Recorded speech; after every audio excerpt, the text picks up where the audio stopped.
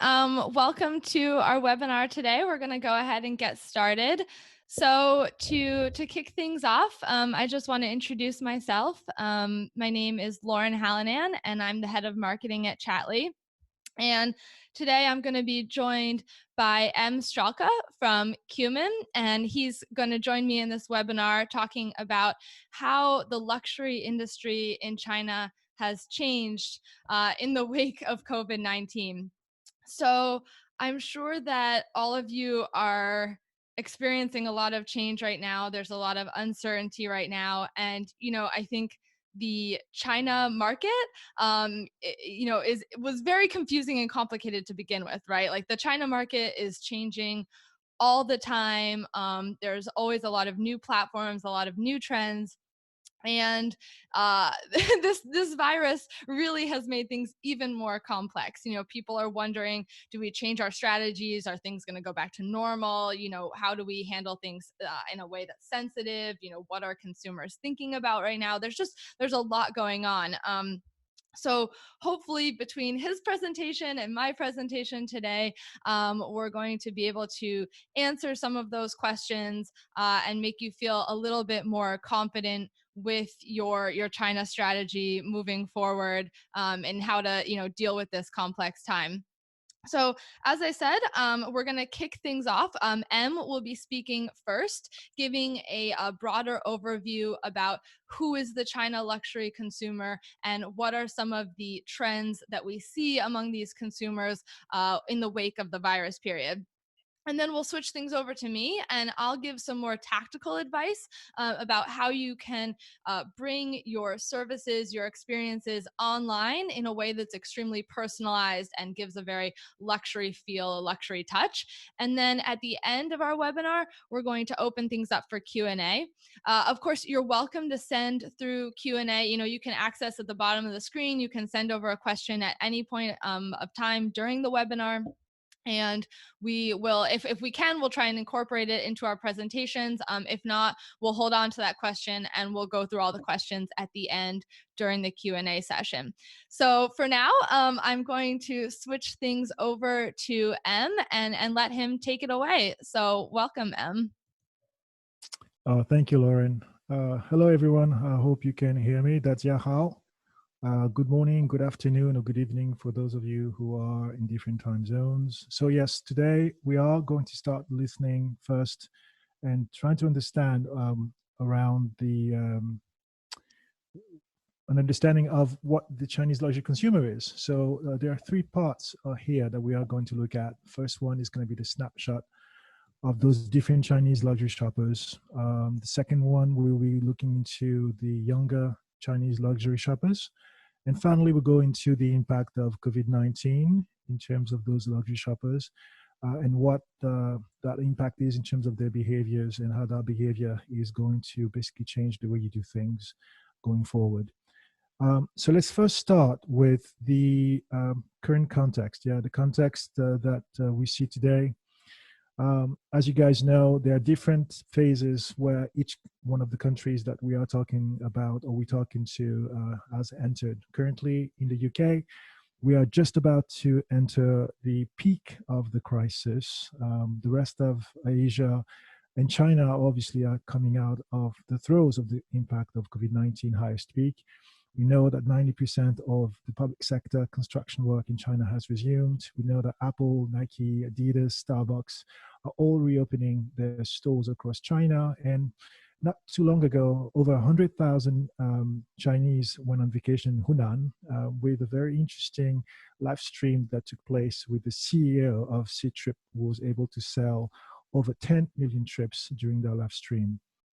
Now, however, we do also know that in the rest of the world, this is something that we are just getting grips in, or that we are just starting to confront, that we're starting to live through. So we know, for example, that certain countries have started reopening gradually. We're talking about a potential reopening of Italy, Spain, and even the UK in May. So I think it's interesting to take a look at what China has done and what are the lessons that could be learned. And this is something that we at Qumin are really trying to do, which is leverage some of the best cases and the best learnings from what was done well in China in order to benefit the Chinese companies who are trying to do business in the West, as well as the Western companies who are trying to do business in China currently, because China is already back to work. And yes, China is actually back to work. As I mentioned before, we know, for example, that currently some sectors, whether it's in terms of retail, luxury shopping as well, has resumed as well. I'll go back into the detail of what that means exactly. So let's start with a snapshot of the different Chinese luxury shoppers. Lauren introduced who I am, so I'm just going to really quickly give you a bit of a recap in terms of where I come from. So I have worked with two of the biggest luxury groups in the world. I worked with LVMH, which is the #1 luxury group in the world with over 70 maisons, 57 billion revenues as of last year. The second one, which is Kering, with obviously lower revenues around 17 billion. However, whether I was working with Dior, Louis Vuitton, Chopin, Gucci, Saint Laurent, or Boucheron, all of these brands, they all came to the same kind of like segmentation or approach when it came to the Chinese luxury shoppers. They divided the Chinese luxury shoppers in three broad groups. The first one is the super rich or the ultra rich, also known as the high net worth individuals, HNWI, who care about their wealth preservation and inheritance. The second one, top right, are what is generally known as the affluent middle class. They have a higher focus on family and enjoy luxury consumption with the willingness to raise their living standards. And then you have the so-called rich millennials, also rich Asians. Probably you guys have seen some of the shows online. A quick note here. I don't know why we still call them rich millennials, because I really would love people to stop referring to millennials when in fact they are thinking of Gen Zs. Millennials are entering their 40s, just like I am, and they really do not enjoy like music anymore. But one thing we do know about those rich young Chinese shoppers is that the income is dedicated to fuel their passions. They also, by over 45%, consider themselves to be their own influencers and KOLs by their own rights. Now, we know from studies conducted by Bain & Co. as well as BCG that China already represents a third of global luxury spending and is set to represent approximately 44-45% of the global luxury goods by 2025. They already represent 90% of the growth of luxury spends as of last year, but there are some very key differences. So working in the luxury industry from the West and in China, what I found that, besides the obvious differences with other countries, is that the Chinese elite buyers also greatly differ from each other. Let's take the US as an acceptable standard in order to compare the Western wealth to compare the Western wealth consumers versus the Chinese wealth consumers. In the West, whereas 30% of the wealthy consumers are below the age of 45, well, they are 80% in China, with a higher proportion of women, by the way. And just a note here, EU's number is lower than the US. The Chinese wealthy consumers also tend to place a higher value on the functional benefits of the product rather than the emotional benefits, although starting to change, with the fact that there's more trust in foreign brands and internet and social media advertising with the Chinese wealthy consumers than there is in the West. There are three key markers when we're talking about the psychological determinants, which are very unique to the Chinese wealthy consumers. The first one is called the value consciousness, which is directly related to their search for functional benefits. Here, there's an affinity to seek the most value for a given price. The second one is susceptibility to normative influence, what Daniel Kahneman calls the herd behavior. This is a need to recognize with others or enhance one's image with brands, or the readiness to imitate others' belief about intention or decision in purchase.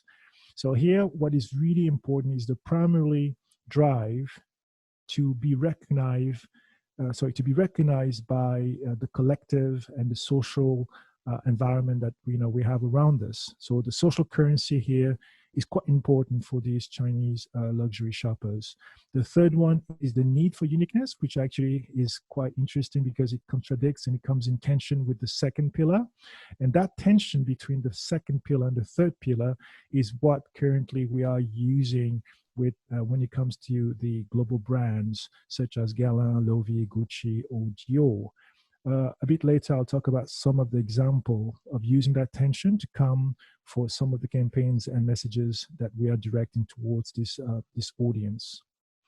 Now, I want to talk about some key shifts in behavior that we saw prior to COVID-19, but which are going to be accelerated or even changed even furthermore with COVID-19.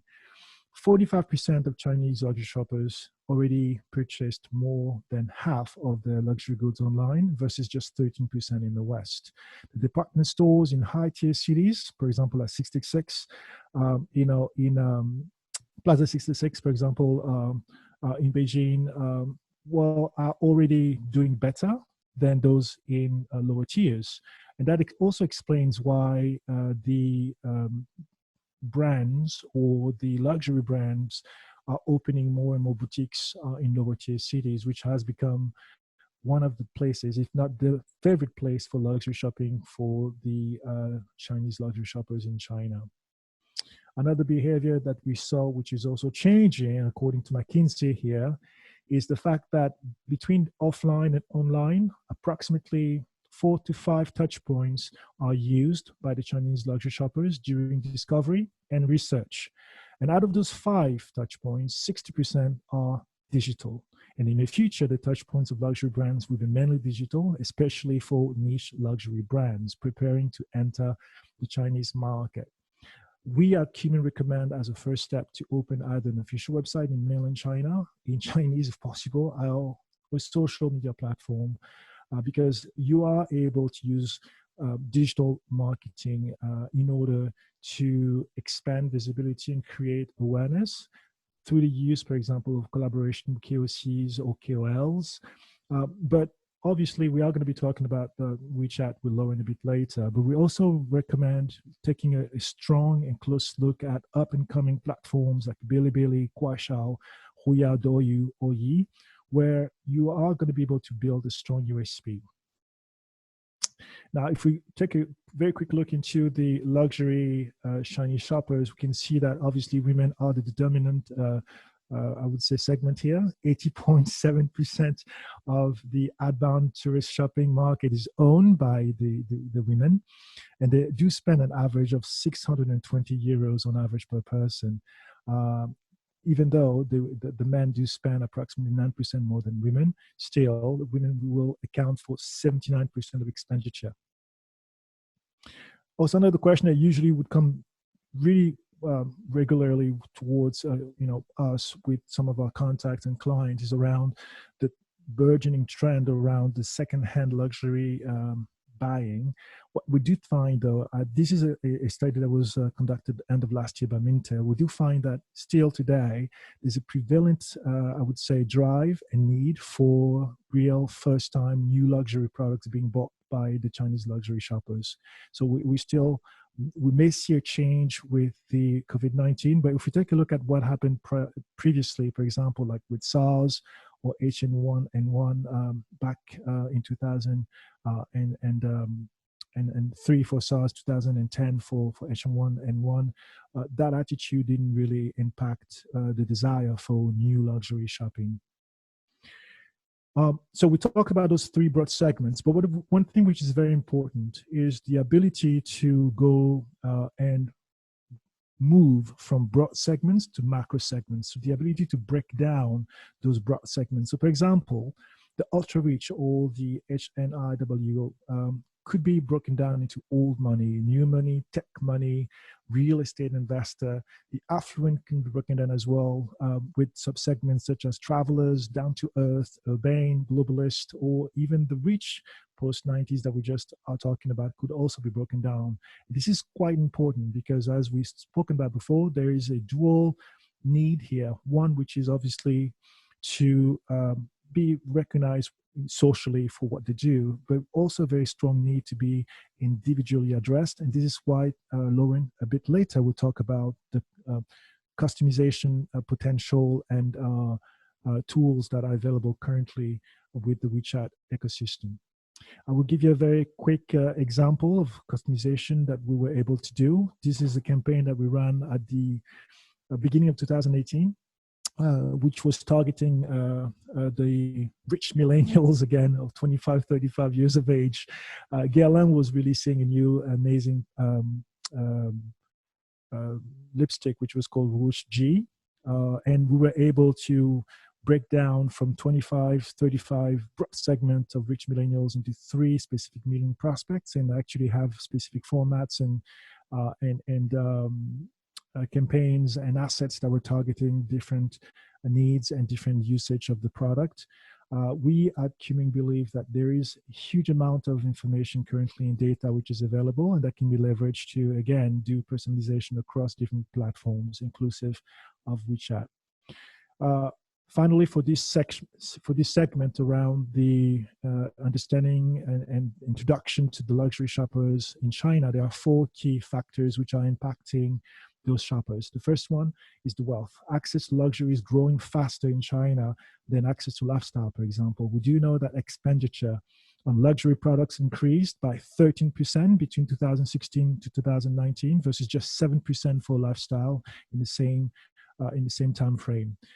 We also know that geographically speaking, there's huge changes taking place even before COVID-19. So in the past, high-tier cities were usually where people would expect to find the luxury shoppers in China, but we actually are seeing the growth of lower-tier cities. One key example is the New Bay area, as this is called, in the Guangdong province, which is, by the way, the most populous province in China.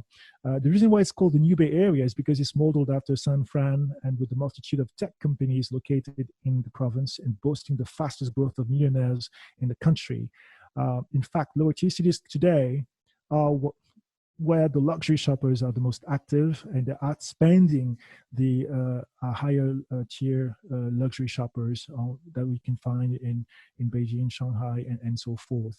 The third factor which is impacting obviously the luxury shoppers is one that we are currently living through, which is the exogenous factors such as, pandemics, whether it's coronavirus, the SARS, trade wars as well was quite impactful end of last year, as well as some disturbances, social disturbances like what happened in Hong Kong as well.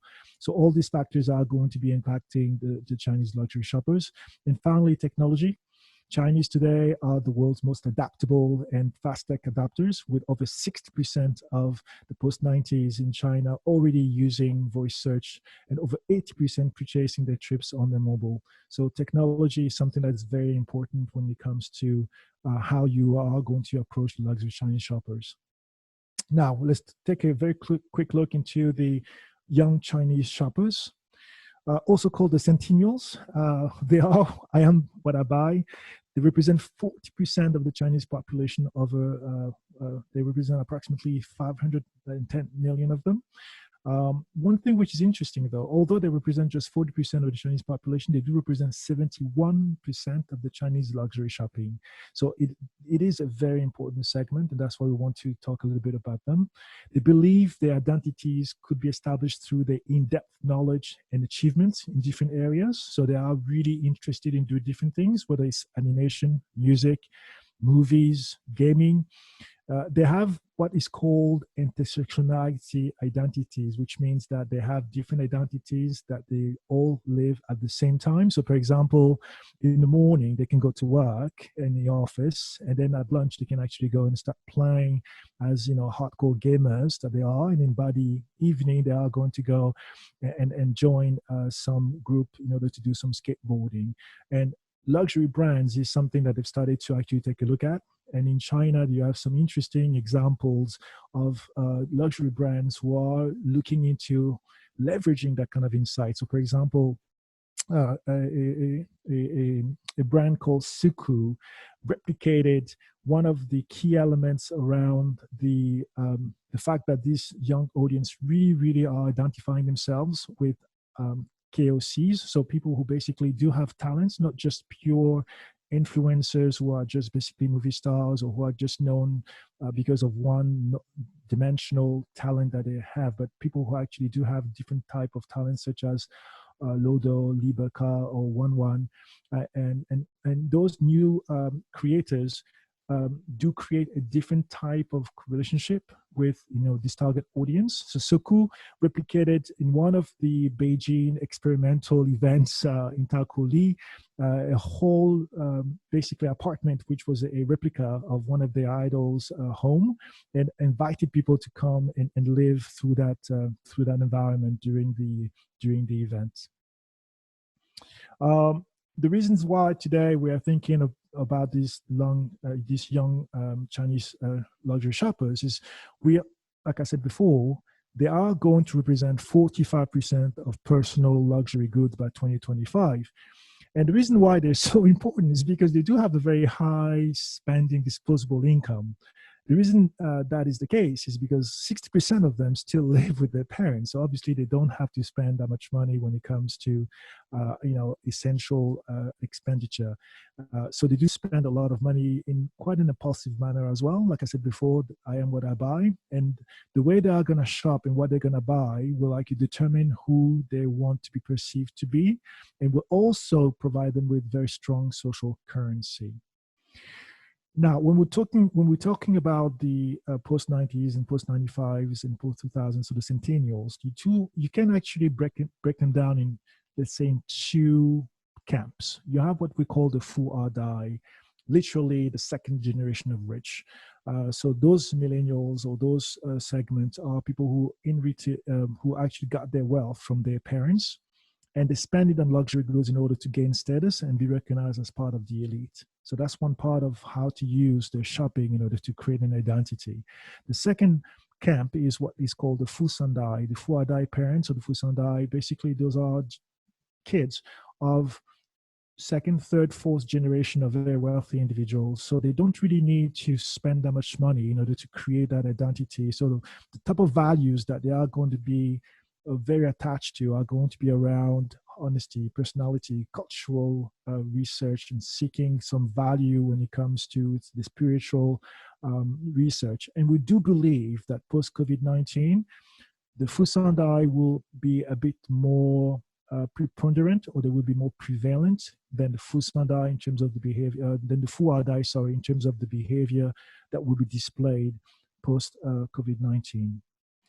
Out of those two camps, you are able to also break them down into three types of adapting behaviors: innovators, fast followers, and laggards. This is basically a way to identify how people are going to adopt some new behaviors in terms of brands, in terms of products, in terms of technology.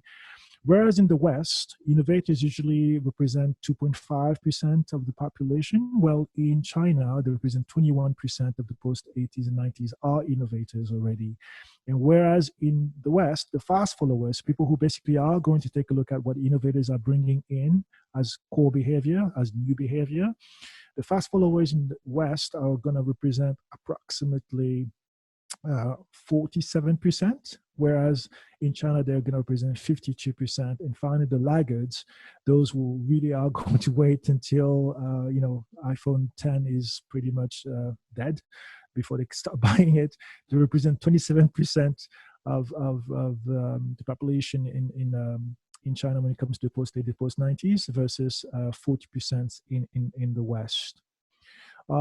Another key difference is in terms of how distinctive they are, discerning they are. So they are smarter and harder to convince. So for example, these are three codes which represent the breakdown between the normal KOL and influencers and those young Chinese luxury shoppers who do not really have the same belief in the normal KOLs and the normal influencers. They are quite discerning in terms of understanding the commercial elements and tenets that binds the brands with some of those KOLs and some of those influencers. And that's why they are really much more influenced by what they call creators and those new breeds of influencers and creators as well. I'm not going to go into the detail of this one, but we do have a matrix when it comes to how Qumin is recommending the way to approach this young target audience in terms of the content. We do believe there's a ubiquitous approach to how you provide content and experience around the brand. We can talk about this a bit later or offline if you guys are interested in finding out a bit more. Now, let's go and talk around the after now, which is really everything around COVID-19 and the impact of COVID-19 with this target audience. Let's first start with the lessons from the past. So what we did at Qumin is we did a full analysis of what happened, after SARS, after H1N1. We also even looked at what happened during the Spanish flu. So there's something which is called the V curve. And the analysis shows that, well, basically, this is in the slide that you're seeing right now, we're looking at the SARS outbreak as one of the examples, but you can see this pretty much for every single one of those pandemics or the epidemics that happened. So during the outbreak or when the outbreak spreads, you can see the dip, right? So you have that really slope going down of that V where consumption is basically at an all-time low. So in China, for example, we had a complete, I would say, crash, systematic, really we can talk about crash of the luxury shopping, which went down by 85 to 90%. And then after there is basically a bit of a end of the peak, you'll see a steady recovery. So for example, in the case of SARS, what we could see is that in 2003, 2004, and 2004, when SARS was at the end, there was a rebound phase that saw an increase by over 50% of consumption in terms of luxury goods that happened approximately between 4 to 6 weeks after the peak of the pandemic that took place during that time. And also during that time, we saw some amazing changes happening around the behaviors of people. Some of those behaviors took place in terms of, for example, teaching people how to consume and use the internet. Alibaba was born right after 2003, 2004. Now, what I tried to do was try to analyze what was happening in China back in March 2020. So there were a couple of things that actually I saw which were interesting. One of the things that I saw, which was the fact that the RBC and the Goldman estimate was that there's going to be a 10% drop in Chinese consumption in the first half of 2020, and ultimately it's just going to be a 4% profit hit for the luxury groups. But in fact, that's not really what happened. What is really happening is the fact that we are already seeing many shoppers looking for so-called investment pieces, last forever items, so what we call the hard jewelry, because as you could see, the retail sector has taken a dive, and so people are starting to go and buying those really high price items and jewelry, which are seeing some of those very wealthy Chinese shoppers buying these items as a kind of like a safety measure in terms of shopping. What we also can see is very early, and even before COVID-19, there was a bit of a, the rich Asians case of flaunting your wealth and talking really loudly around what you own is something that we don't really want to see anymore. You are seeing two images here. One of the images of the billionaire David Geffen, who very cheekily posted a photo of his yacht where he was saying, well, I am quarantining. I hope everyone is safe, which was quite badly taken by many people. But the same thing, for example, for Liu Xiaobao, who is a daughter of a prominent high party member, flaunting her wealth and power, showing how she was able to get a Mercedes-Benz in the Forbidden City, which created quite a roar. So these kind of behaviors is not something that we may not see that much anymore, but well, maybe not, because as you can see, these are some of the new items that were actually selling off the rack really, really quickly. So there's this new mask that just came out from Louis Vuitton as well. During the Paris Fashion Week, you could see also a lot of new masks taking place into the catwalks. So we are expecting to see two types of behaviors right after COVID-19, what will be much more driven towards, I would say, maybe a bit more of a deemed, a bit more conscious of of the context, and some others which are going to be a quick release, because we're seeing people being so frustrated by being restricted in terms of traveling or buying that they are going to go a bit all out after that. And the term Bao Fu Xing Xiao Fei is basically what is called the revenge buying. Some of you have probably heard of it. The whole of the Chinese social media is just talking about that, the fact that people are really looking forward to buying very aggressively after the recovery phase.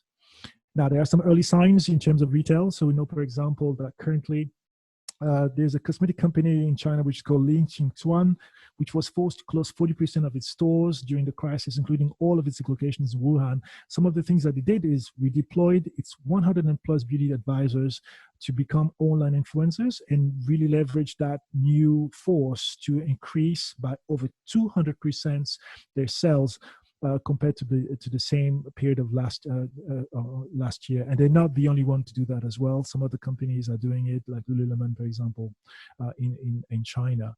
Another early sign in retail is the fresh produce, and which is actually creating and ending the digital divide.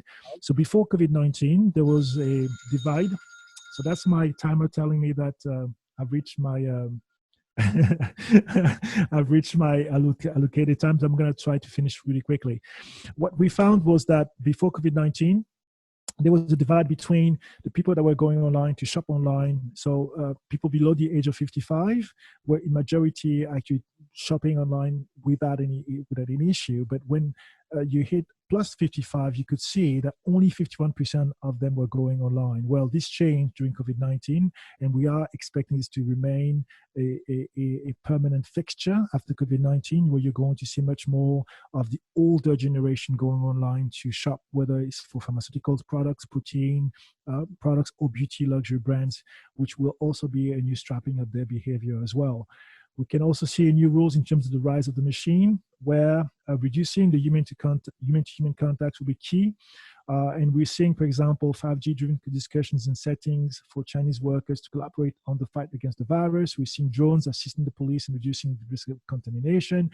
We're seeing, for example, in the retail space, stores like the one Tiffany in Rome or the one in China, where you have a bit more of the digital taking center stage in helping the store accelerate the sales. And this is something that you will see as well, which is going to be a bit and bigger reliance on digital within the retail space.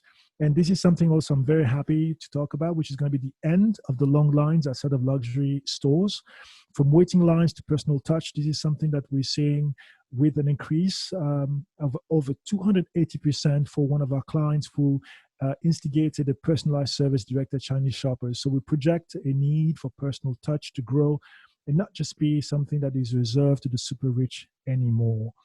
And finally, the change in the narrative dimensions. Here we're talking about the fact that the brands will have obviously to talk about the functional benefits, where in terms of, for example, this is something that you can pass on to to your child, to your daughter. So we're talking about timeless pieces. We're talking about investment in time when it comes to those luxury products. We're also talking about, some of the narratives and stories around how the stage of life and what type of character people are going to be able to kind of like buy into when they purchase one type of good versus another. So those are the quick changes that we can see happening currently. We have many more that we can talk about at Qumin, which will help you to understand what needs to be done with those changes in order to benefit your approach to going to market in China or with the Chinese shoppers.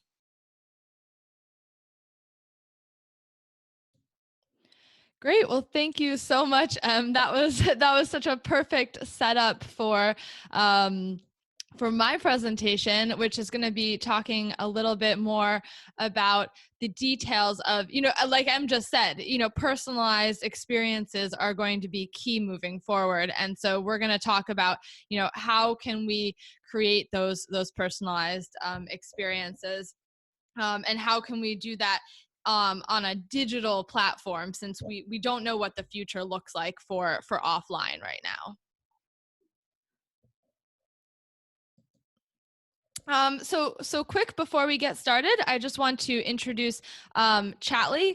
Chatly is an enterprise SaaS product that serves as an all-in-one suite for WeChat engagement, enabling end-to-end management of your entire WeChat strategy from marketing, service, sales, and commerce. And we work with a lot of top brands in the luxury, hospitality, financial services, and travel and retail industries.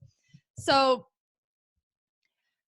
I don't want to spend too much time on introductions just because, I think that M already gave a great overview of the situation. But, just to reiterate, the world has really shifted online right now, and even as things are beginning to return to normal, in China, we hear some great numbers about stores reopening. I think I just read it. Maybe it was I forget which brand, but I just read that one luxury brand reopened their stores like yesterday or the day before, and they did a ton of sales. So we hear these great stories, and maybe you're thinking, okay, the world's gonna go back to normal. Like I don't really actually need to change anything. But I think that M's presentation and a lot of what I've been seeing and reading, that's really not the case, right? We can't count on that.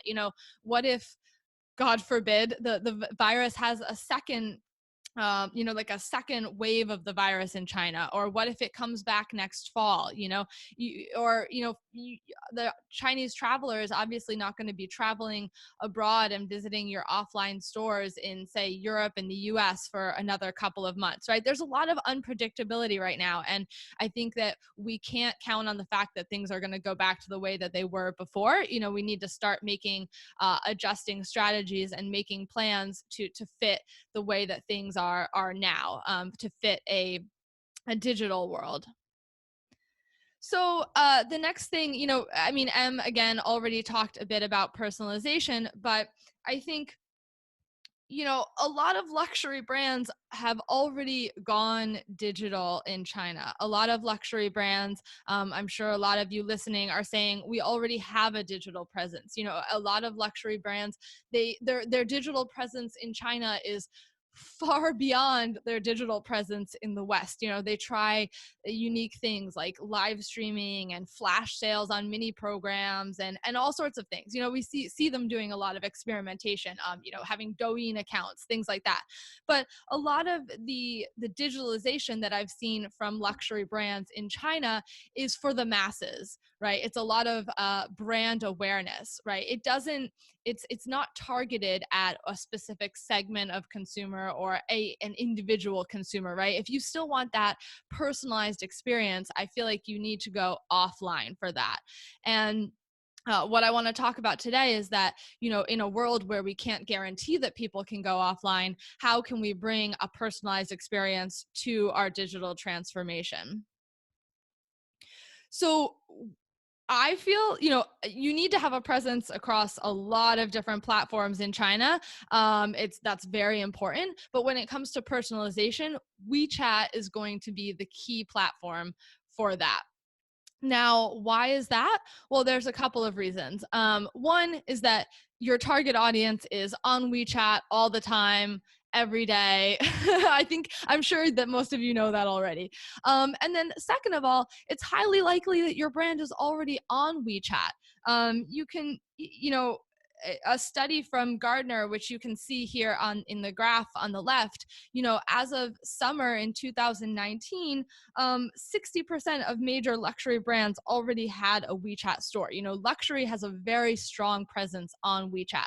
So what we're talking about today can be building off of your current WeChat strategy. We're not asking you to get on a new platform or try something completely new. It's just, how can you optimize what you're currently doing? How can you take it to the next step and make an even better experience for your users? And then, I think WeChat is very different than a lot of platforms in China, in the sense that WeChat really allows you to bring the entire customer journey from people searching for your brand, discovering your brand through a KOL post, reading articles from your official account, the awareness stage, all the way through engagement, and then they can purchase your product, and then they can even have customer service. The entire customer journey can all take place on WeChat. And WeChat is also a wonderful platform because we have the ability to track data, track so much data. And with that data, then we're able to create personalized experiences that I think you really can't create on any other platform in China. And then the last reason why WeChat is so great is that you can then integrate all your WeChat data into your offline experiences, so that when offline does return back to normal, you're able to use all of that and have these O2O experiences where at the point of sale, your sales associate can recognize what this consumer has purchased before on the WeChat mini program. And it creates a seamless experience. We're going to get into all that in a little more detail. So just another look at what I was just saying is that you can bring the entire customer journey within the WeChat ecosystem. So whereas in the West we might use multiple different channels, multiple different mediums like websites, e-commerce sites, email, apps, social media platforms, you can bring all of that, the entire customer journey, within the WeChat ecosystem. And that provides so much ability to track the user and create these personalized experiences. And unfortunately, really a lot of brands aren't using that to its potential right now. I want to caveat before I get into the specific examples of how you can create a personalized experience. I want to caveat that you need to have a service account. So there's different types of official accounts, and it's highly likely that your brand already has a WeChat official account. If not, obviously, we can help you open one up. But there are subscription accounts and then there's service accounts. And I'm not going to go into the differences between the two of them today, but I just want to make the point that all of the personalization capabilities that I'm going to talk about are able to be launched within a service account, because service accounts have a lot of APIs that we can plug into. You have the ability to create what I'm going to share about 48-hour journeys using template messages. You can plug in CRM platforms and run live agent customer service. And then also, with, like I was talking about before, we can create these personalized experiences on WeChat because we can collect a lot of data about the user. So here's an example of some of the basic data that we can collect when somebody follows your WeChat official account. But we want to take it a step further, right? So we want to go even further and continue to collect even more information about that user. And the more information that we can collect about that user through their activity on WeChat, through encouraging them to bind their ID and their personal information, the more information that we can gather about them, the more personalized the experience that we can create for that user. So I want to talk about a couple of ways to personalize the user experience. So the first one is the 48-hour journey, right? So this is something that so many more brands should be taking advantage of. When I was working on preparing this presentation, I went through and I followed a whole bunch of luxury brands accounts on WeChat, and I was just kind of disappointed to see how few of them have WeChat, these 48-hour journeys set up. So a 48-hour journey is that within the first 48 hours after someone follows your official service account, you can actually send them an unlimited number of messages and content. And these messages can be customized to the user based on how they followed the account.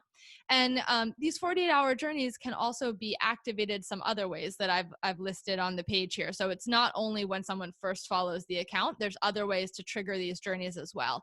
And all of these journeys can be completely customized, like I said, to different segments of users, how they followed the account, where they followed the account, how they interact with the journey. So, you think about these email funnels that we create in the West, these email sequences. You can do the same exact thing with your WeChat official account. So here's an example of somebody follows the official account and they followed it from a QR code in the store. They receive a welcome message with some options that they could choose to get more information. They send, they choose the letter 1 to receive more information about a certain type of product, and they get sent content about that. Then 12 hours later they get sent additional content based on how they interacted with the initial part of the journey. And so you can see that during that 48 hours you can really get the consumer to engage and be figuring out who is this consumer, right? We can start to understand who they are and what kind of content that they're interested in.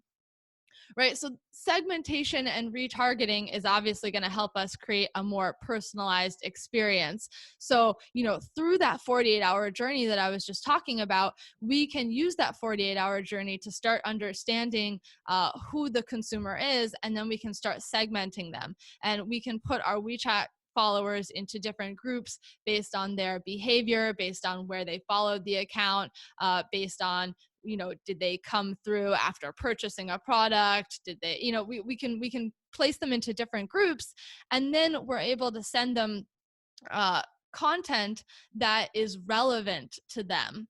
So, with a WeChat service account, you can send each user 4 broadcast messages a month. And that's something that people, I think, get a little bit confused about. So they think that with a service account, you can send 4 broadcast messages a month to everyone. So you only have 4 messages that you can send. But actually, you can send 4 messages, 4 broadcast article messages to each user each month. Meaning that, if I'm a user in one segment, I can receive 4 completely different messages than a user in a different segment. So you can send users content that's much more relevant to where they live, what types of products they've bought before. Are they interested in bags versus jewelry? Are they more of a high net worth spender, or are they looking at your lower priced items? Right? We can really customize the content that they're getting based on their interactions with the account. We can also create personalized menu bars. So, the menu bar is really how people are discovering everything within your WeChat official account. And you think about the experience, if somebody, say if I'm a loyalty member and I've purchased a lot of products from your brand before, and then I enter your WeChat official account and it's sending me all these messages encouraging me to sign up for your loyalty program, or one whole section of the menu bar is all about signing up for the loyalty program. That's not customized to me. I'm already a loyalty member, So once we know that a user is a loyalty member, we can change their menu bar and we can actually give them a personalized menu bar where they can see different content that's maybe more customized to that VIP customer. Or, again, you can customize this based on different types of segments of users, but this is a really great way to make your official account more relevant to that user. We can also send one-on-one personalized messaging using template messages. So like we have here, you can send personalized birthday gift offers. You can send abandoned cart messages, loyalty point notices, and all of these messages will be customized to that user. Appointment confirmations and reminders, all sorts of messages that are customized to how that user has been interacting with your official account.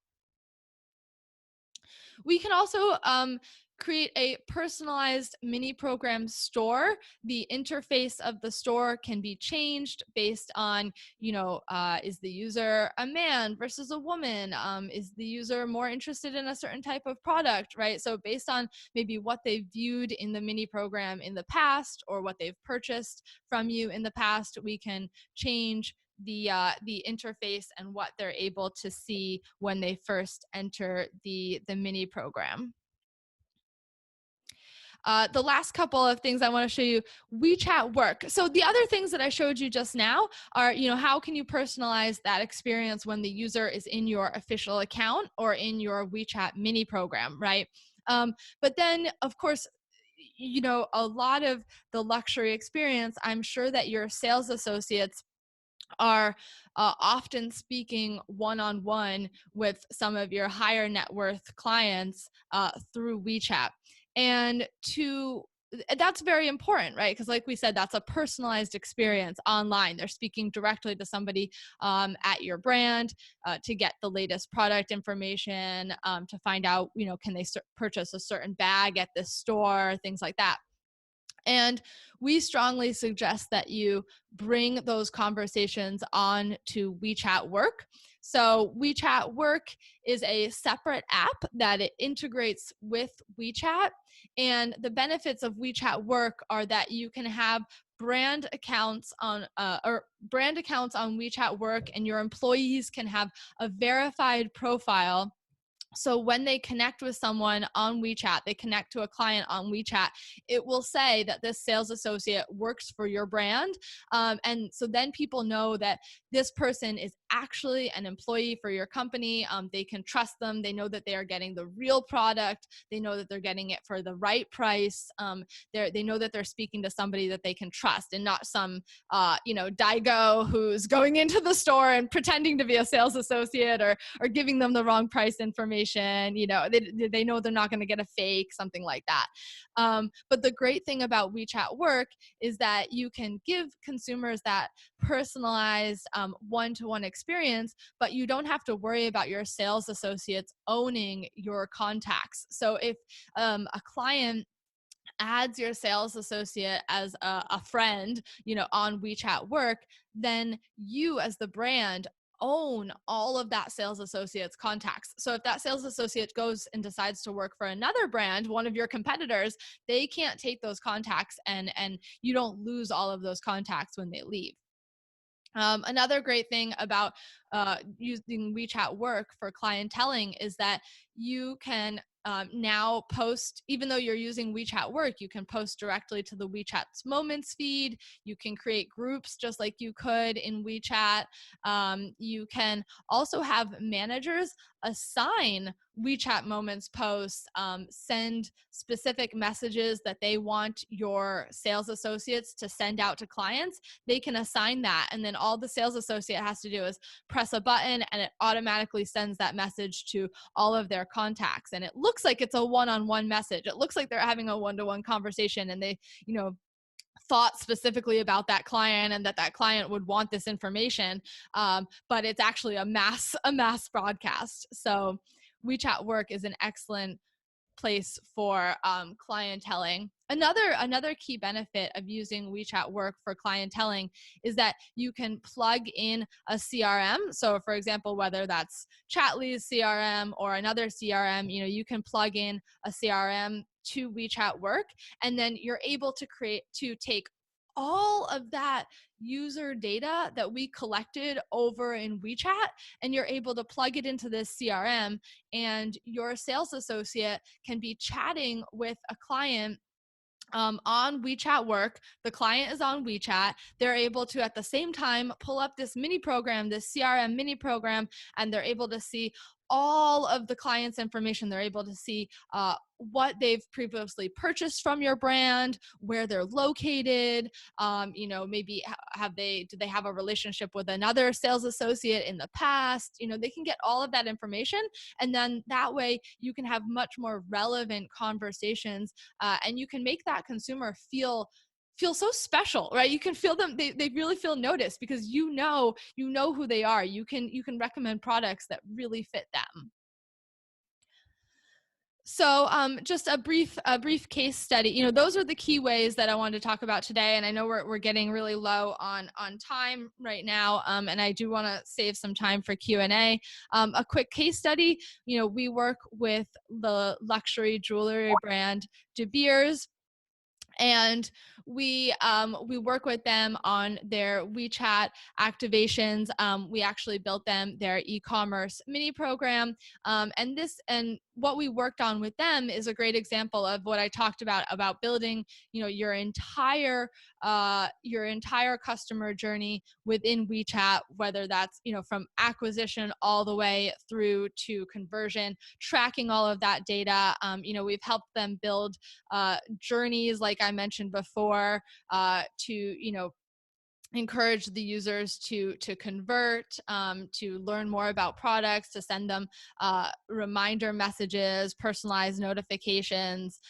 So here's just an example of the store that we built for them, where they can speak to customer service directly in the store.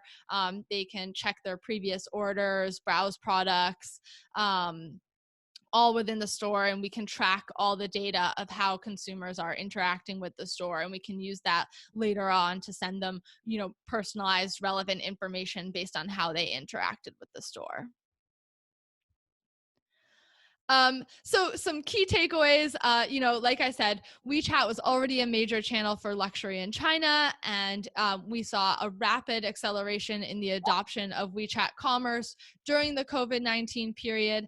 And as I mentioned before, online digital, it's going to remain very, very important, even as things get back to quote unquote normal in China. Still going to be very relevant. Consumers are getting more and more comfortable with purchasing expensive products online, even through social media platforms such as WeChat. But it's really important that you think about not only creating digital experiences, but personalized digital experiences that give that human connection, that make your clients, they're purchasing expensive products from you. You need to make them feel noticed, make them feel appreciated. You want to, give them information that's really relevant for them. So hopefully I gave you some ideas about how you could do that. And I want to get right into Q&A. So if you want to talk to me any more about that, you can follow up with me, and we'll be, of course, following up with you after the webinar. But I want to take whatever time we have left to give you the opportunity to ask questions, and have Em and I do our best to answer them. So let's get right into the Q&A session. So this question is about that. I think maybe you could answer this question. So not related to WeChat. Instead, this is: how are luxury brands using short videos on platforms like Douyin? Is it just for branding and UGC, or is there a way to monetize on platforms like Douyin and other video platforms? What are your thoughts, Em?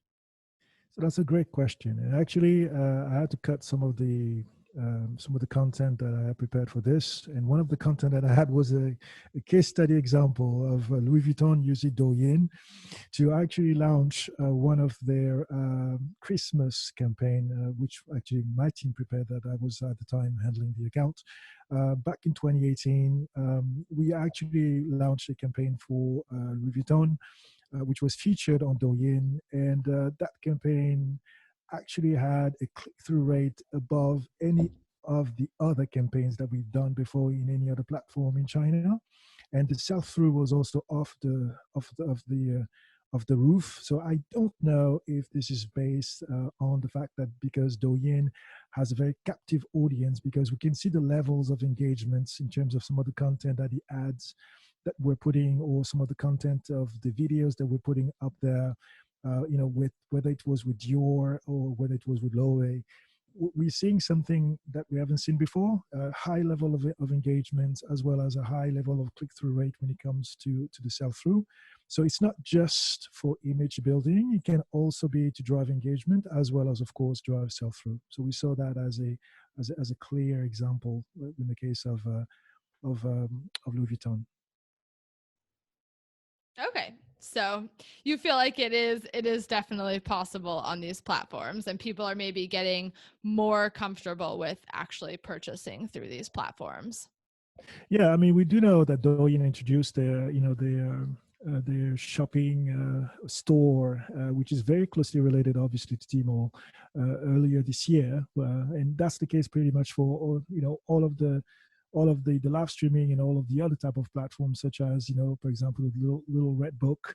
And we know that Kuaishou as well has a very strong e-commerce impact as well. So I really believe that if you are a luxury brand and you're looking at different ways of driving engagements, which will drive sales, immediate sell through, using short form videos in China right now is definitely the surest way to go, because those are the platforms that the young Chinese luxury shoppers really do appreciate. hmm I think my biggest recommendation when it comes to these short video platforms, though, that I see a lot of luxury brands falling short with, well, two. One is consistency. I feel like if you want to do well on these short video platforms, whether you're just looking for brand awareness or whether you're actually looking to drive sales through them, is consistency.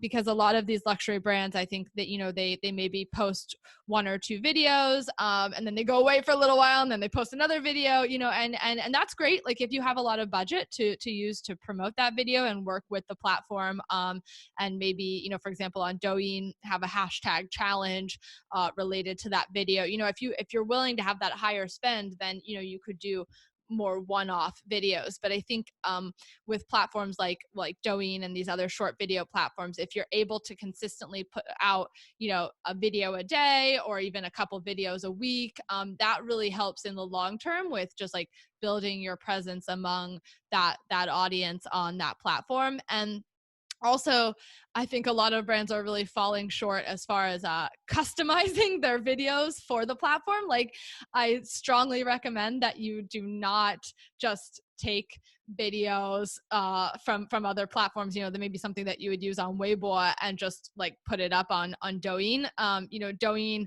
and some of these other video platforms have a very specific style of video that does well, that resonates with users on the platforms. And I think that if you just slap on any video up there, it's not necessarily going to do well on these platforms from what I've seen. That is very um, true. That's yeah. very true. And in fact, I think, I mean, during the presentation, I think I showed one of the metrics that Qumin uses in terms of how to approach content when it comes to luxury shoppers in China, and obviously when it comes to luxury brands. From the experience that I had, and we have working with some of the luxury brands, and to your point, Lauren, you're absolutely right.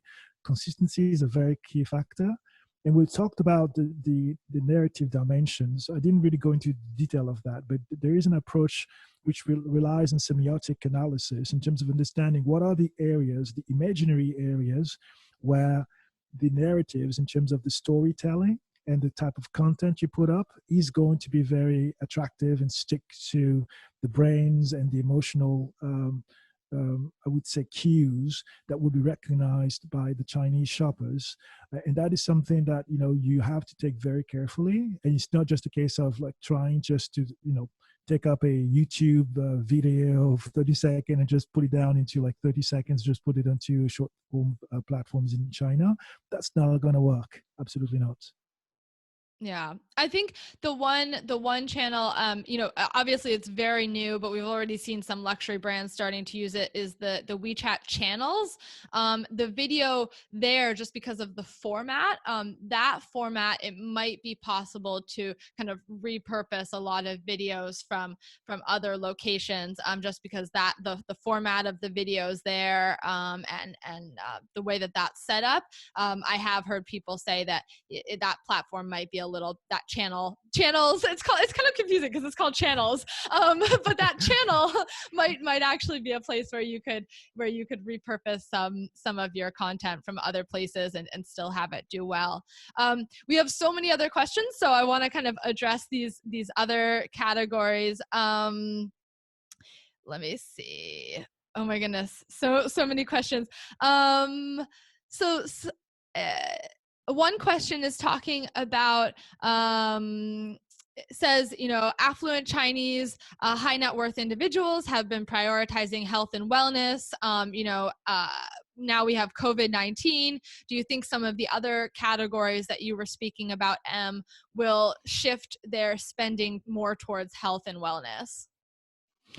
Yeah, we're seeing, I mean, even before COVID-19, right? Because this is something that I would say is very closely related to the sophistication that takes place with any type of luxury shoppers over time. And the Chinese luxury shoppers, although we do know that 75% of the luxury shoppers of today, 5 years ago, were not luxury shoppers, because basically they acquired their wealth very, very recently compared to the West. But we still do know that in terms of the behaviors that they have, they change that behavior or evolve that behavior very rather quickly, and they're quite discerning. And one of the things that we saw is the conscious, I would say, the environmental consciousness that is being gained and that is being seen in terms of how they choose some of those products. So, for example, sustainability is one key element when it comes to choosing, some of the products that they're going to buy, the impact that it will have in terms of the ecosystem. They will take a look at, does this company have strong governance rules when it comes to their suppliers? So those kind of questions is something that we were not used to seeing 2-3 years ago, but today is something that is going to be considered by the luxury Chinese shoppers, and even more so by the young Chinese luxury shoppers who have a higher level of consciousness when it comes to this kind of topics. So yes, definitely, in terms of the impact of choosing your product and your services in terms of luxury versus wealth versus health, and versus sustainability in general, will be something that will be a strong trend going forward. Yeah, I would definitely agree with that. So many great questions coming through. I saw this one that I think is great. So it's talking about how do you define luxury, which that could be that question could go on for forever. But the following, the point that they're trying to make, it says selling perfume and cosmetics is very different from selling Hermes bags. So can you apply the same statistics and findings to both? Now, I'll go with my response first, and then of course, you can follow up.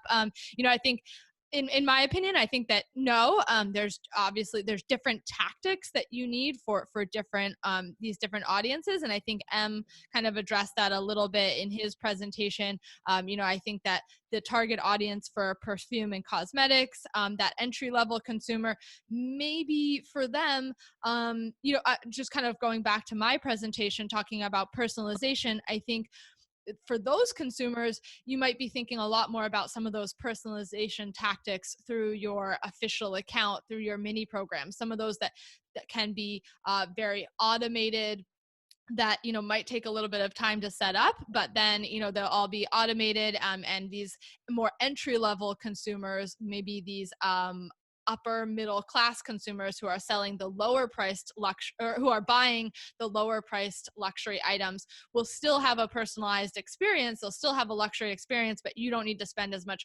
one-on-one time with them. But then for those consumers that are buying the very expensive bags, the very expensive items from you, those are the ones where you might want to think more about the clienteling strategy on WeChat Work, where how can we provide them a better one-on-one experience that's still controlled by the brand, and feels more professional than just having your sales associate add like the personal WeChat account. So I definitely think that you need to have different strategies for these different consumer groups. But and what are your thoughts on that? Can you apply the same stats and findings to both of these groups? Well, to your point, I think I absolutely agree in terms of what I called the personal touch, which is going to be more than ever something that is going to be very important going forward with COVID-19, because social distancing has basically, I would say, installed a new normal, which is you know, whenever you will go into a luxury store, you would have someone coming over to you. Usually they would, you know, depending on the country, but a lot of the times they would invade your personal space. This is something that will end definitely, because this is something that already in Japan was really badly considered, in South Korea as well. Same thing in Hong Kong. So now I think the rest of the world will actually come to grips with the fact that going into someone's personal space is not something that is acceptable post COVID-19. So that's the first comment that I want to make in terms of, you know, bring that personal touch and how you are going to be engaging with them, whether it's you know, online or it's offline. And the offline online, the whole omnichannel approach will also change. And like you say, Lauren, it's going to require very customized approach, which means that when someone's going to walk into your store, just because that's going to be such a very important and different act, you won't have stores which are going to be packed. Like I said before, you won't have queues outside anymore. You will need to make sure that a person is recognized and is treated and is going to be, I would say, managed in a very customized and personal way. So you're going to have to transpose all of that online experience that Lauren described to the offline world as well. This is something that, for example, back in 2018, we were already thinking about when we came to the luxury brand Bulgari, which belonged obviously to LVMH. Now, to your question around what is luxury, obviously being working luxury for the past 10, 15 years, I can tell you that I saw people buying jewelry for over $2 million. And that is also still luxury, right? And the same thing with buying a 7,000 Hermes or a 10,000 Louis Vuitton bag. What I can tell you is that what I saw with, for example, the campaign that we did with Louis Vuitton, you know, back in 2018 or back in 2017, when there was a special collaboration between Mr. Bags and Louis Vuitton, which sold 10K bags, price items, completely sold out in a matter of minutes. Yes, you can apply the same tactics, because in China, there's no difference in terms of online, offline behaviors so drastic as what you can see in the West. Yeah, definitely. It's a lot of change going on. Okay, so many more questions. Sorry, I'm overwhelmed by there's some great questions coming through, and I'm just like getting overwhelmed with all the great questions. And if we don't get, I want to, let's go for another couple of minutes. I know that we've run a little overtime with our webinar today, but if we don't get to all of your questions today, I will, we will follow up afterwards. Maybe we will create a blog post addressing some of these questions. Or some video content, but there have been some really great questions coming through, and I don't want, if we don't get to them, don't worry, we'll find a way to answer your question somehow. There was a question that did come through that I want to just quickly answer, though. It says, how to efficiently integrate WeChat data into your brand's CRM system. If you're interested in that, talk to us more. That's exactly what the Chatly platform does. So yeah, we can take that. If you're interested in that, just get in touch with us, and we can talk a lot more about that, because that's exactly what our platform does. Let's see. So I've seen a couple of questions come through about Chinese luxury brands.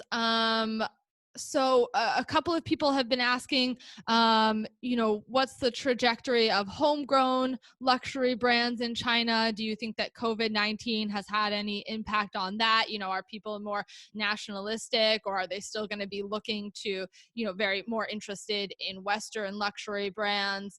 Any thoughts on that, Em? So yeah, there's an interesting report that came out. Actually, I think it was February. Yeah, it was 2 months ago. That was actually done by two of our close Chinese partners, who are Eddie Master and Miaogen, and which was basically based on what is the current sentiment, and how are these luxury shoppers and young luxury shoppers behaving towards foreign brands versus I would say local brands. What we saw, first of all, is a great divide in terms of generations. So, for example, the post 95, post 2000 generation is very, very, very proud of China. Obviously, they have the right to be. They were born when China and lived through their lives, their entire lives, while China was basically the second biggest power in the world economically, in many ways. And they saw the birth of companies like Tencent, Alibaba taking over some of some of the space around technology as well as entertainment. So they have a very strong affinity towards the brands, which are coming from China. It's called Guochao, and they do really love these brands. Now, has COVID-19 impacted the sentiment? I would say the opposite actually made it even stronger. I mean, if you take a look at the way China seemed to have handled COVID-19 versus how we are handling it in the West, they are very proud, and they have the right to be, because the way it was handled. I mean, currently every analyst from whether it's Forbes or whether it's Goldman Sachs, RBC, BCG, all of the reports I've read so far have shown that China will be the best country that would have handled this crisis the best in terms of the economic impact. In fact, prior to COVID-19, the Chinese economy was supposed to grow by 5.7. They're talking about a dip to 5.4%. So obviously, Lauren was talking about maybe another wave coming in the fall, but definitely this is not the same impact of what we're seeing in the West, where we're seeing, for example, contraction, or even sometimes we're seeing actual deflation taking place in some of the other nations. So to answer your questions, I think COVID-19 will have reinforced the local brand's preference for those younger Chinese generation. And I think for the older Chinese generations, when it comes to the luxury brands coming from the West, already there was a shift, which was just, like I said before, the narrative around the time, the place, the heritage is not something that is going to be appealing so much and so strongly to these Chinese shoppers. We're talking about, again, value consciousness. So what are you offering to them functionally that basically makes it worth their while and their money? And this is where the whole idea around building customized experiences, making sure that you are not only building a shopping experience, but you're building actually a brand experience around the consumers and understanding of his needs, is so important. And that's why I think, to answer your question, international brands do have their work cut out for them. And this is something that we saw when I was working at LVMH and with the LVMH brands, which was, we needed to make and do better when it comes to how we were going to market with those Chinese shoppers. Yeah, and I do think that so far, I think that Chinese domestic brands have definitely, like you said, they've gained a lot of popularity, but I feel like a lot of the great case studies and the most booming domestic brands are still not luxury brands. They're at a much lower price point. Brands like Perfect Diary. They're a much more accessible price point. I still don't think we've seen too much. I still think that Western luxury brands have the upper hand when it comes to luxury products. I think there are more and more Chinese luxury brands emerging, but I think where we're seeing the strongest homegrown luxury brands is still not yet in the luxury category. It's more in like I said, those slightly lower price point, beauty, fashion, much more accessible price points. Some more questions. I saw a question about live streaming, live video. So it says, we saw a boom of live video on Instagram in the West during COVID-19. Could the same be told about China during its lockdown? Yes. I think even much more so in the West than in the West. Live streaming has been, it's been one of the biggest marketing stories of COVID-19.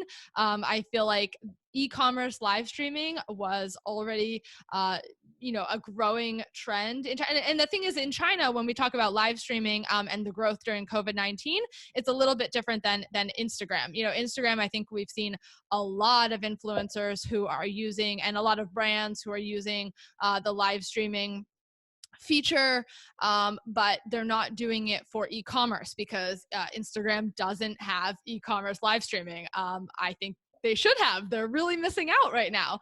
Whereas in China, what we saw was a huge boom in e-commerce live streaming during the COVID-19 period. So, not just people watching live streaming and engaging with the brand or the influencer, but actually purchasing products through these live streams.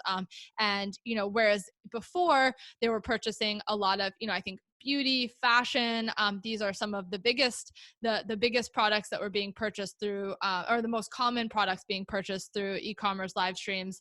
And it's returning to that now. But during the peak of the virus period in China, a lot of the top live streamers actually started selling, like sanitizer, food products, just more necessary items because people obviously couldn't go shopping offline, and so they were actually turning to live streaming to purchase a lot of their daily necessities.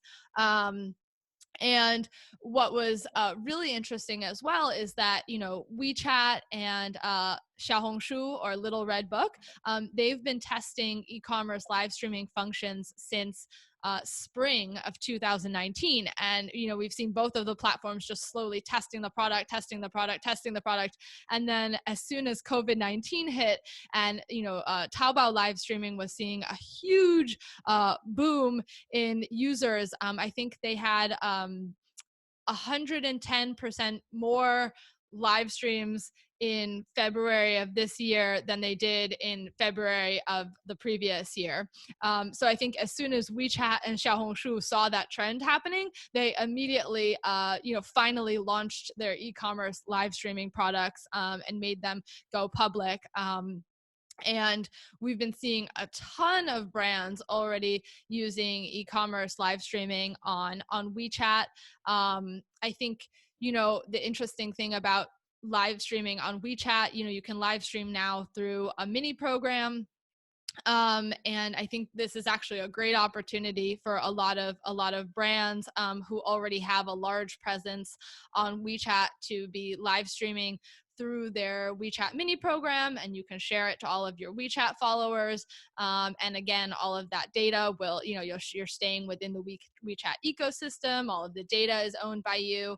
I think, we see a lot of brands using Taobao live streaming, but with Taobao live streaming, you often have to work with the KOLs to get a large audience. Whereas if you maybe hold a live stream on WeChat and you already have a lot of followers of your WeChat official account, then you can drive traffic that way. But yes, I could talk about this topic for forever. But yes, definitely a huge boom in live streaming during the COVID-19 period. And I think it's something that is probably going to, continue well after the period, because a lot of people who had never watched e-commerce live streams before started watching them during COVID-19 when they had more free time to actually watch live streams. And now they're used to the medium, and I think they'll continue to use it maybe more in the future. I already said a lot, but did you have anything additional to add on that?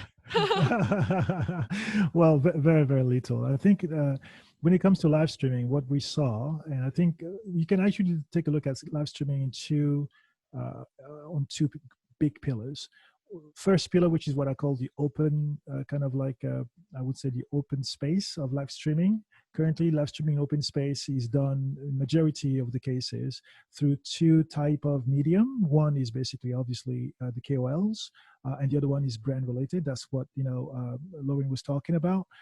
And then we go into the second pillar, which is basically the closed environment and the WeChat environment, which is, I think, currently, when we take a look at some of the biggest trends taking place in China, is something that is quite interesting in the sense that it helps avoid a lot of some of the pitfalls that we are seeing right now emerging with live streaming. For example, someone was asking a question around some of the mistakes that Louis Vuitton made with one of the live streaming they were doing. But some of the pitfalls could be around, having like fake accounts, having like fake traffics, having some of the mistakes that could be made. All of that can be avoided when you're doing it within a controlled environment with just basically the brand live streaming towards a very captive audience within, for example, a mini program or an official account. And that is something that Lauren is absolutely right, could be and will be obviously something that will remain and will grow even faster after COVID-19. I want to. We've definitely gone over time. I want to one more question, just because I think we haven't addressed this industry as much. So the luxury hospitality and travel industry.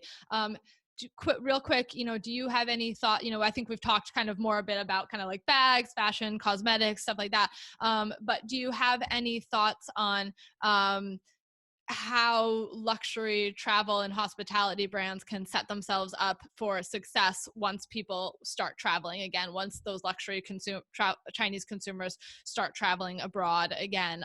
What can they be doing now to really, prepare for that?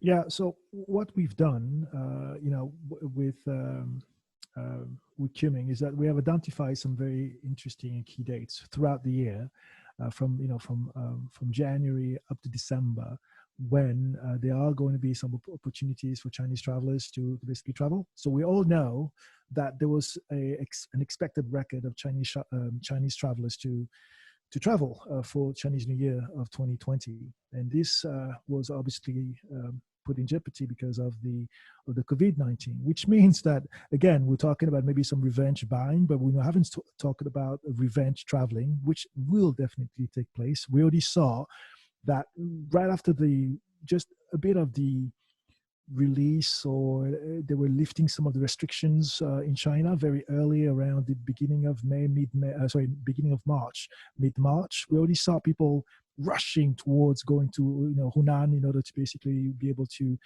travel even internally. So we are seeing and we are expecting a huge rebound in terms of the traveling taking place after the restrictions have been lifted in the West as well. Now, the traveling and the way it's going to be done, again, will completely and drastically change. We are looking at those changes at Qumin. We are looking at how some of our clients, because we do have a lot of hospitality and hotels as clients, and how these changes are going to impact the way they're going to handle and manage and welcome the Chinese travelers. And there's some just very simple things that can be done automatically to help them adapt. One of the things that absolutely will be very, very important is going to be to extend, not just to wait for them to actually get to here, to extend your outreach towards them even before the travel, because we know that Chinese travelers are pre-planners. They plan 2-3 months in advance. So currently, basically, they're starting to plan for travels that will take place at the end of summer if some of the restrictions are lifted in the West. If not, obviously, we still have Golden Week, which is the first week of October, which is going to arrive very soon. And if you are in the hotel business, I really believe you should take a look at what we can do, whether it's with ChatLabs or whether it's with Qumin, because there are certain things that absolutely must be done very early in order to make sure that you are going to seize on the opportunity that is coming your way. Great. Thank you so much, Em. And thank you everyone who stayed so long on the line. We had some really great questions come through that we haven't answered yet. So like I said, I will talk with Em and we'll see how we want to go about answering some of those questions after the webinar. We'll be sure to follow up with you on that, because I think some of these are really great, but we just don't have time to get to them today. So thank you all so much for coming. Again, we will be following up after the webinar with a replay of the webinar, some of the slides from the webinar, and you can feel free to also reach out to me, reach out to Em, and get any of the, follow up with any additional questions. So again, thank you so much for coming on, and thank you, Em, for your presentation. And yeah, thank you everyone, and have a great day. Thank you, everybody. Talk to you soon. Take care. Oh, sorry. By the way, before we go, forgot a quick thing. at Qumin, we are preparing actually a series of what we call BOB, which are basically webinars and workshops that we are going to set up on a weekly basis, which is starting on May the 5th. So I'm sorry I haven't talked about this before, but if you are still online, please check our social media platforms, whether it's WeChat, whether it's LinkedIn, or our website, and you'll see more information coming up your way.